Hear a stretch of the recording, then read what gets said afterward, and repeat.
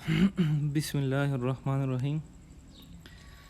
Complex analysis के एक और लेक्चर के साथ मैं आप लोगों से मुखातिब हूँ। आज हम प्रॉपर्टीज़ ऑफ कंटिन्यूस फंक्शंस पढ़ेंगे। प्रॉपर्टीज़ ऑफ कंटिन्यूस फंक्शंस का ये थ्योरम है हमारे पास, theorem 2.4। If f and g are continuous at the point z0, then the following functions are continuous at the point z0। अगर दो फंक्शंस f और g हमारे पास कंटिन्यूस हैं किसी पॉइंट z0 पर, तो जो नीचे फंक्शंस दिए गए हैं वो भी कंटिन्यूस होंगे। C F where C is a complex constant, ये कंटिन्यूस होगा। एफ प्लस जी और एफ माइनस जी ये दोनों कंटिन्यूस होंगे। एफ डॉट जी यानी the product of two continuous function will again be a continuous function. और F divided by G दो functions का कोशेंट जो होता है वो भी कंटिन्यूस होता है, बशर्त ये कि जो नीचे फंक्शन है वो उस पॉइंट पर ज़ीरो ना हो जिस पॉइंट पर हम कंटिन्यूटी चेक कर रहे हैं। अच्छा, तो ये थ्योरम हम सॉल्व करेंगे। सबसे पहले पार्ट 1 है कि सी एफ जो है वो कंटिन्यूस है। देखिए हमें ये दिया गया है कि फ़र्ज़ करें कोई फंक्शन कंटिन्यूस है, ठीक है। Theorem 2.41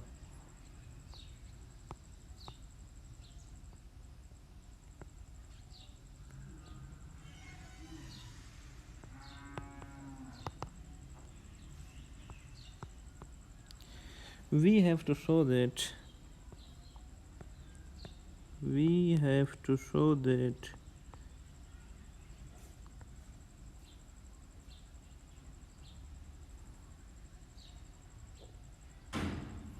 CF is continuous where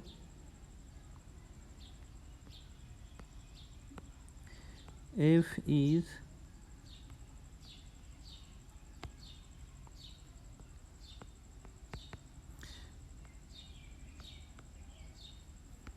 already continuous, ठीक है।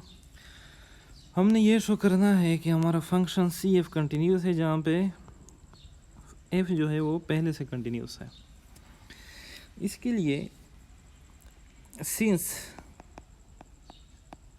F is continuous, f continuous है, this implies that limit z approaches to z0 f of z is equal to f of z0। f continuous है किस चीज़ पर, किसी point z0 पर, तो ये कंडीशन जो है होल्ड करेगी। कंटिन्यूटी के डिफिनीशन में हमने ये चीज़ पढ़ी थी, ठीक है। यानी इसका लेफ़्ट साइड का जो हिस्सा है ये लिमिट एग्जिस्ट करेगी पॉइंट z0 पर फंक्शन f ऑफ z की, और f ऑफ z0 ये जो चीज़ है ये चीज़ भी डिफाइन होगी, फंक्शन डिफाइन होगा z0 पर, और फिर ये दोनों वैल्यूज़ जो है लेफ़्ट साइड की वैल्यू और राइट साइड की वैल्यू ये दोनों वैल्यूज़ बराबर होंगी, ठीक है। अच्छा, अब मैं यूँ कर सकता हूँ कि multiplying c from both sides, ठीक है, या अगर मैं यूँ लिख लूँ, क्योंकि हमने सी एफ को कंटिन्यूस शो करना है, सी एफ के लिए मैं यूँ करता हूँ, चलो ठीक है, सी को दोनों साइडों से मल्टीप्लाई कर रहा हूँ, मल्टीप्लाइंग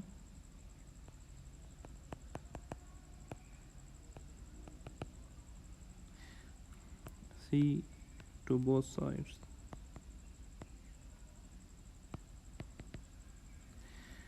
बन जाएगा C limit z approaches to z0 f of z is equal to c f of z0।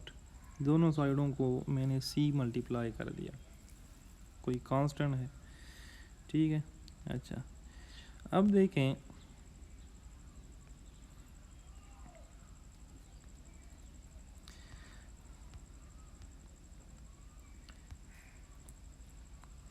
Limit की प्रॉपर्टीज़ जो हमने पढ़ी थी उसमें ये पढ़ा था कि कोई कांस्टेंट जो है लिमिट के अंदर हम इंटर कर सकते हैं, ये लिमिट को बाहर निकाल सकते हैं, यानी लिमिट लीनियर है, ये चीज़ हमने पढ़ी थी।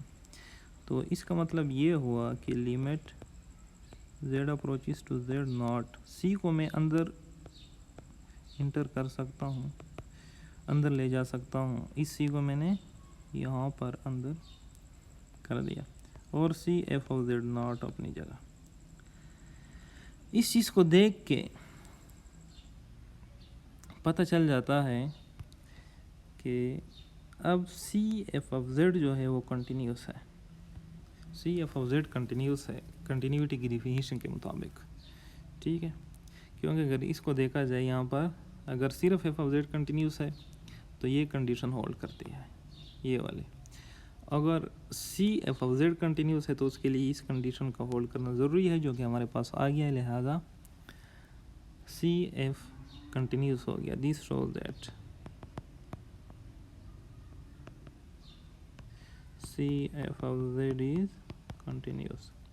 तो थ्योरम का पहला पार्ट जो है वो प्रूव हो गया है, ठीक है। अच्छा, next to have f plus minus g, यानी दो कंटिन्यूस फंक्शंस की एडिशन और दोनों का सब्ट्रैक्शन, ये भी कंटिन्यूस होगा। We have to show that, second के लिए हमने ये चीज़ शो करनी है,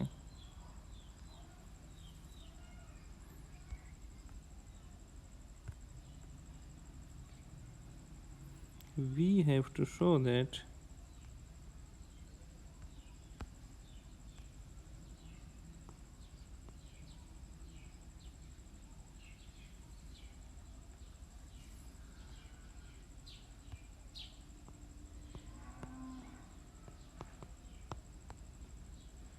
ये टू है हमारे पास, ठीक है।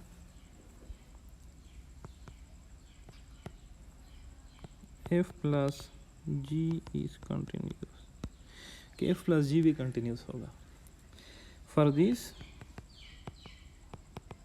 Since F is continuous at Z naught, F Z naught पर कंटिन्यूस है, this implies that limit Z approaches to Z naught F of Z is equal to F of Z naught. F Z naught पर continuous है तो ये condition hold करेगी, ठीक है, ये वाली। अच्छा, अब देखिए आल्सो जी इज कंटिन्यूस, जो हमारा जी फंक्शन है is continuous at Z naught, this implies that limit Z approaches to Z naught G of Z is equal to G of Z naught. इसको मैं टू का नाम दे रहा हूँ, ठीक है। दोनों साइडों को ऐड कर रहा हूँ, वन और टू के लेफ्ट साइड्स और राइट साइड्स को मैं ऐड कर रहा हूँ। देखते हैं कि इससे क्या आता है, ठीक है। Adding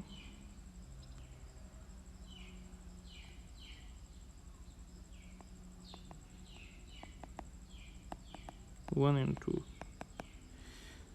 implies that limit z approaches to z naught f of z plus limit z approaches to z naught g of z is equal to f of z naught plus g of z naught। जो मेरे पास equation 1 और 2 है, ये वाला 2, उसमें उसके left side और right side को मैंने ऐड कर दिया। अच्छा, लेफ़्ट साइड को अगर हम देखें ये साइड, तो इससे मैं लिमिट को कॉमन निकाल सकता हूँ, यानी इसको मैं यूँ लिख सकता हूँ, limit z approaches to z naught f of z plus g of z is equal to f of z naught plus g of z naught। इस चीज़ को देख के हम ये कह सकते हैं कि f और g जो है वो f प्लस g जो है वो कंटिन्यूस है, इस कंडीशन को देख के, ठीक है। ये जो हमारा कंडीशन है कंटिन्यूटी की डिफिनीशन के मुताबिक हम कह सकते हैं this mean that F plus G is continuous. F और जी कंटिन्यूस है, दोनों का एडिशन कंटिन्यूस है। इस तरह दोनों का सब्ट्रैक्शन भी हम कंटिन्यूस शो कर सकते हैं। अच्छा, नेक्स्ट सब्ट्रैक्शन आप लोग करें, एफ मल्टीप्लाइड बाई जी, वो भी कंटिन्यूस है। तो एफ प्रोडक्ट जी जो है उसके लिए अगर मैं we have to show that third में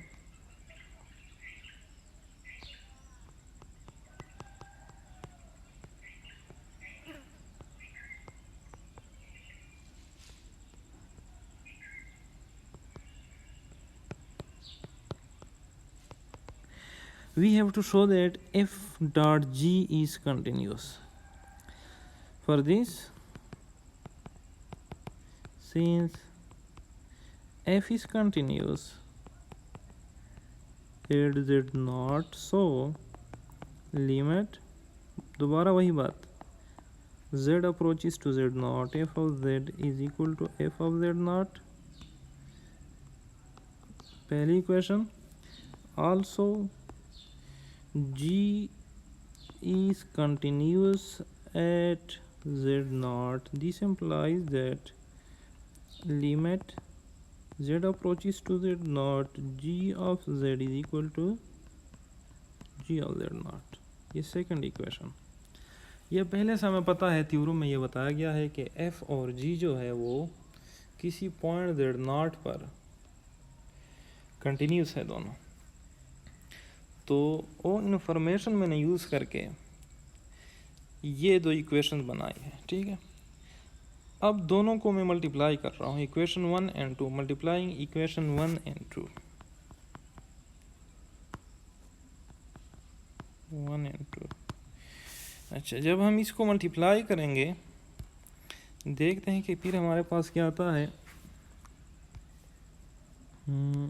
लेफ्ट साइड, ये साइड जो है ये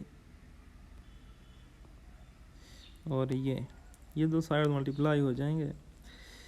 तो limit z approaches to z naught f of z, limit z approaches to z naught g of z is equal to, अच्छा राइट साइड भी multiply हो जाएंगे, f of z नॉट और g of z नॉट। या इन दो limits में मैं एक लिमिट लिख सकता हूँ, क्योंकि दोनों का एक ही मतलब है। कि यूँ भी कह सकता हूँ कि लिमिट को मैं बाहर निकाल सकता हूँ मल्टीप्लिकेशन में, क्योंकि लिमिट जो है वो लीनियर है। तो limit z approaches to z naught f of z multiplied by g of z, ये लेफ्ट साइड से मेरे पास आ गया, is equal to right side पे है f of z नॉट और g of z नॉट। इसका क्या मतलब हुआ? इस कंडीशन को देख के हम यूँ कह सकते हैं कि दो फंक्शंस जो पहले से कंटिन्यूस है उसका प्रोडक्ट भी कंटिन्यूस है, क्योंकि लेफ़्ट साइड पे एक डिफाइंड वैल्यू है, ठीक है, और राइट साइड पे भी एक डिफाइंड वैल्यू है और दोनों एक दूसरे के बराबर है। तो थ्योरम का यह हिस्सा भी प्रूव हो गया। उम्मीद है आप लोगों को समझ आ रही होगी। इस तरह आप लोग डिवीज़न भी इसी तरीके से चेक कर सकते हैं कि z नॉट पर अगर फंक्शन कंटिन्यूस है तो दो फंक्शंस कंटिन्यूस है f और g, तो दोनों का जो कोशन है वो भी कंटिन्यूस होगा, ठीक है। अच्छा, नेक्स्ट जो हमारा थ्योरम है continuity of polynomial function, continuity of polynomial function. Polynomial functions are continuous on the entire complex plane C. जितने भी polynomial functions है वो पूरे complex plane पर continuous है। ये polynomial function की एक खूबी है, ये सबसे strong functions होते हैं एक तरह के कि जो बहुत ज़्यादा properties अपने अंदर होल्ड करते हैं, ठीक है। उन प्रॉपर्टीज़ में एक प्रॉपर्टी यह है कि पोलिनोमियल फंक्शन किसी भी पॉइंट पर कंटिन्यूस होता है। इसका फ़ायदा इसलिए पोलिनोमियल अपने स्ट्रक्चर का फ़ायदा उठाते हैं क्योंकि इसका जो स्ट्रक्चर है उसमें ना कोशेंट है, ठीक है, उसमें ना स्क्वायर रूट है, ठीक है, उसमें ना कोई मतलब लॉगरिथम होता है, ना कोई और ऐसी चीज़ है कि अगर फॉर एग्जांपल कोशेंट हो तो फिर कोशेंट में जो डिनोमिनेटर होता है वो कुछ पॉइंट्स पर कभी कभार ज़ीरो हो जाता है, तो फिर फंक्शन जो है अनडिफाइंड हो जाता है, फिर उसकी कंटिन्यूटी हम चेक नहीं कर सकते। इस तरह स्क्वायर रूट हो, स्क्वायर रूट कम्प्लेक्स एनालिसिस में तो यहाँ पे हम स्क्वायर रूट का ज़्यादा केयर नहीं करते, क्योंकि आयोटा के आने की चांसेस वो तो रियल में होते हैं कि वहाँ पर आयोटा के लिए हम देखते हैं कि आयोटा ना आए, यानी कि हमारे पास जो चीज़ है वो इमेजिनरी में ना आए कैलकुलस में। यहाँ पर स्क्वायर रूट फंक्शन के बारे में हम इतना ज़्यादा केयर नहीं करते।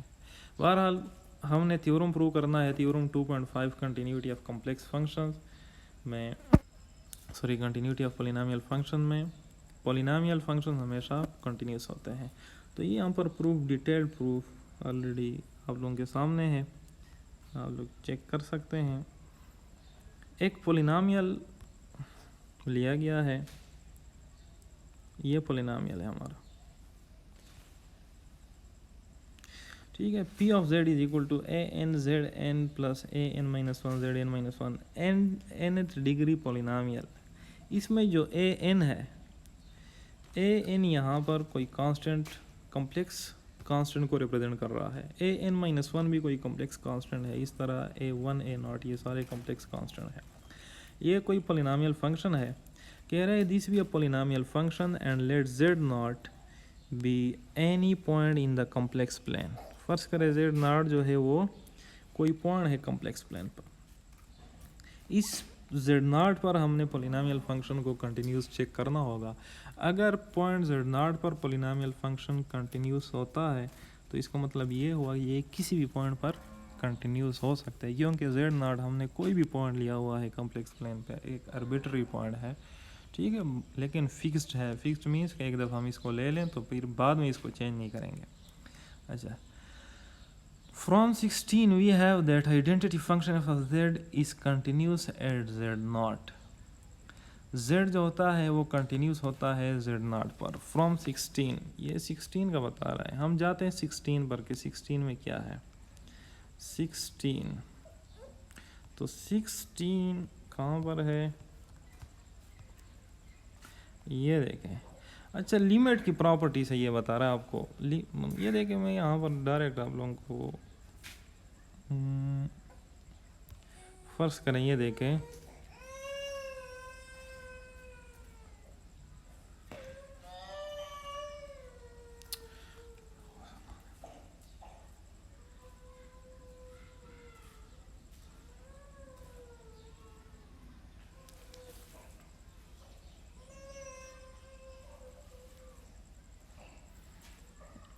अच्छा late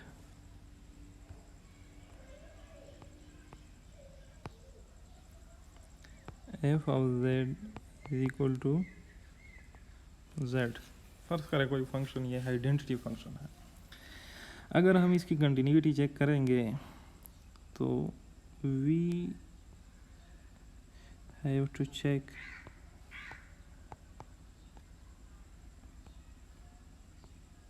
continuity at z naught, where z naught is any point on the complex plane. Then limit check कर लें, z approaches to z naught, f of z, दोनों साइडों को मैं ये चीज़ मल्टीप्लाई कर रहा हूँ। Limit z approaches to z naught, left side से दोनों को मल्टीप्लाई कर दिया, जिसका मतलब ये हुआ कि limit z approaches to z naught f of z is equal to, ये z approaches to z naught, इस z की जगह हम z naught पुट कर देंगे, ठीक है। इसका मतलब ये हुआ कि जो आइडेंटिटी फंक्शन होता है वो हमेशा कंटिन्यूस होता है। अब आइडेंटिटी फंक्शन कंटिन्यूस है, मैं वो पॉलिनोमियल फंक्शन आप लोगों के लिए कंटिन्यूस शो कर रहा हूँ। फ़र्ज़ करें ये एक आइडेंटिटी फंक्शन है एफ वन या हाँ ठीक है, सिर्फ एफ नाम दे रहा हूँ एफ। तो ये तो कंटिन्यूस है। एक दूसरा मैं जी ले रहा हूँ, उसको भी जेड से डिनोट कर रहा हूँ, वो भी कंटिन्यूस होगा। सॉरी, जेड आइडेंटिटी फंक्शन है, जी से डिनोट कर दिया। अगर एफ कंटिन्यूस है तो इसका मतलब ये हुआ कि इसके साथ किसी भी कांस्टेंट को मैं मल्टीप्लाई करूँगा, ठीक है, वो भी कंटिन्यूस होगा। या फ़र्ज़ करें इसको फ़िलहाल छोड़ें, एफ और जी दो कंटिन्यूस फंक्शंस हैं, दोनों का जो मल्टीप्लिकेशन है एफ डॉट जी क्या आएगा, जेड दर बे जेड जेड स्क्वायर, ये भी कंटिन्यूस होगा, ठीक है।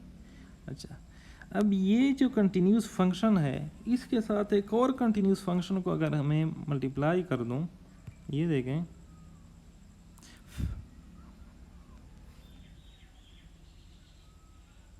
दिस implies that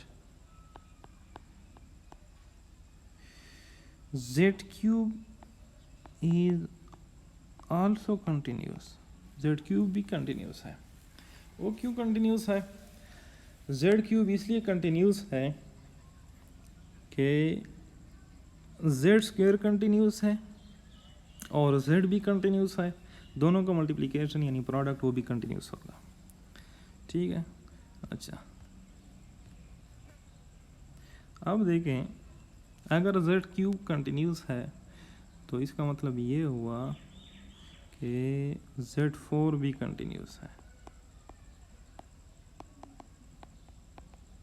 इसका मतलब ये हुआ कि zn कंटिन्यूस है for all n belongs to natural number, ठीक है। zn कंटिन्यूस हो गया। किसी कंटिन्यूस फंक्शन को किसी कांस्टेंट के साथ हम मल्टीप्लाई करें, अभी हमने थ्योरम पढ़ा ऊपर, तो वो भी कंटिन्यूस होता है, ठीक है। अच्छा, अगर ये कंटिन्यूस हो गया इसका मतलब ये हुआ आल्सो कोई कांस्टेंट और zn-1 वो भी कंटिन्यूस है, ठीक है। इस तरह आल्सो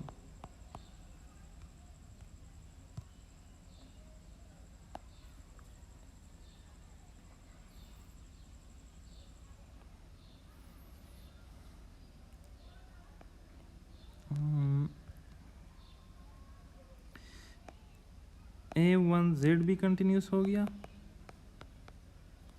ठीक है। इसी प्रोसेस के तहत आल्सो a0z0 भी कंटिन्यूस हो गया।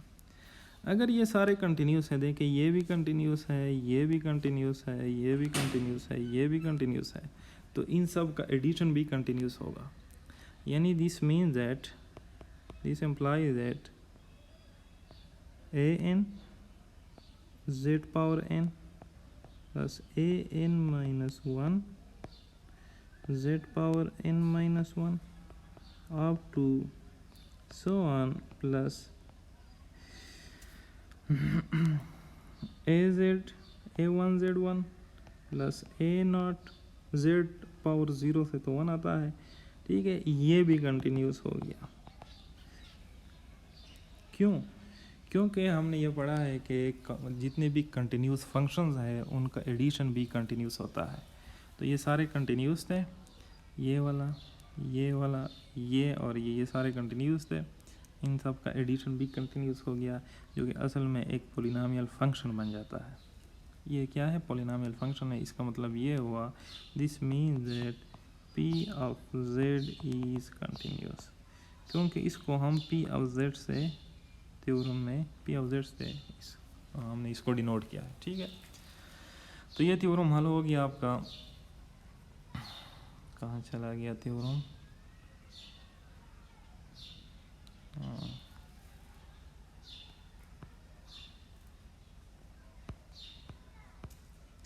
हाँ ये थ्योरम, ठीक है, ये थ्योरम हमारा हल हो गया। अच्छा,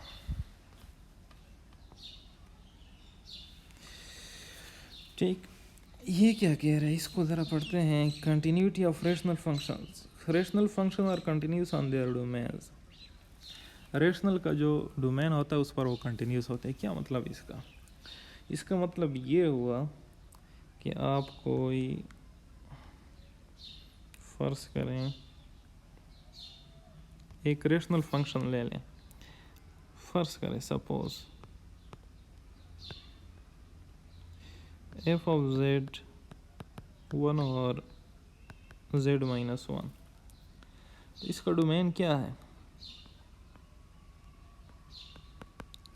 इसका डोमेन है पूरा कॉम्प्लेक्स प्लेन, लेकिन उसमें हम वन जो है वो नहीं लिखते क्योंकि वन पर ये डिफाइन नहीं है। तो इस पॉइंट पर इन पॉइंट्स पर ये रेशनल फंक्शन, ये वाला रेशनल फंक्शन कंटिन्यूस होगा। ठीक है, यानी वन के अलावा ये तमाम पॉइंट्स पर कंटिन्यूस होगा। जिन पॉइंट्स पर ये डिफाइंड होता है उन पॉइंट्स पर इसकी लिमिट भी एग्जिस्ट करती है और कंटिन्यूस भी होता है। तो इसका मतलब ये हो। अच्छा, फिर आगे कह रहे हैं bounded functions. Bounded functions continuous complex functions have many important properties that are analogous to properties of continuous real functions. Real functions या रियल एनालिसिस में जो हमने फंक्शंस पढ़े हैं उसकी तरह जो कम्प्लेक्स वैल्यूड फंक्शंस हैं वो भी बहुत सारी खूबियों के हामिल होते हैं। फॉर इंस्टेंस, मिसाल के तौर पर, recall that if a real function f is continuous on a closed interval I on the real line, then f is bounded on I. Real functions की ये खूबी है कि अगर वो किसी क्लोज इंटरवल पर कंटिन्यूस हो तो बाउंडेड होता है। ओपन इंटरवल पर ज़रूरी नहीं है, लेकिन क्लोज इंटरवल ली जाए, क्लोज इंटरवल उसके लिए मौजूद हो, उसके डोमेन में किसी फंक्शन को दी जाए तो फंक्शन जो है हमारा वो बाउंडेड होता है। ठीक है, यहाँ पर क्या है कम्प्लेक्स फंक्शंस के लिए कौन सा केस है? This means that there is a real number m greater than 0 such that f of x modulus या f of x absolute is less than or equal to m for all x in I। ठीक है, यानी bounded की definition यहाँ पर आप लोगों के सामने लिखी हुई है। An analogous result for real function capital f of x y, ये अब 2 वेरिएबल्स का फंक्शन है लेकिन दोनों वेरिएबल रियल है। State that f of x y is continuous on a closed bounded region R of the Cartesian plane, then there is a real number m greater than 0 such that capital F of x y modulus is less than or equal to m for all x y in that region, and we say that f is bounded on R। उस reason पर फिर हम कहते हैं कि function bounded है। ठीक है, now suppose that the function f of z is equal to u of xy plus iota v of xy is defined on a closed and bounded region R in the complex plane. As with real functions, we say that complex function f is bounded on R if there exists a real constant m greater than 0 such that f of x is less than m for all z in R. If f is continuous on R, then the theorem 2.3 tells us that u and v are continuous। ये ऊपर एक theorem हमने पढ़ा है limit में जो cases हम discuss करते थे। ठीक है, अलग अलग केसेस जो दो रियल फंक्शंस हम किसी कम्प्लेक्स वैल्यूड फंक्शन को डिस्ट्रीब्यूट करते थे दो रियल फंक्शन में और फिर उसकी प्रॉपर्टीज हम चेक करते थे। It falls that the real function capital f of x y is equal to this is also continuous on R since the square root function is continuous। square root function continuous होता है। ठीक है, because f is continuous on the closed and bounded region R, we conclude that capital F is bounded on R, that is there is a real constant m such that capital F of x y is less than or equal to m। चलो इसको फिर आगे bounded property ये फिर इंशाल्लाह next video में पढ़ेंगे। आज के लिए ये काफ़ी है। ठीक है, क्योंकि ये चीज़ें भी इसके साथ रिलेटेड है।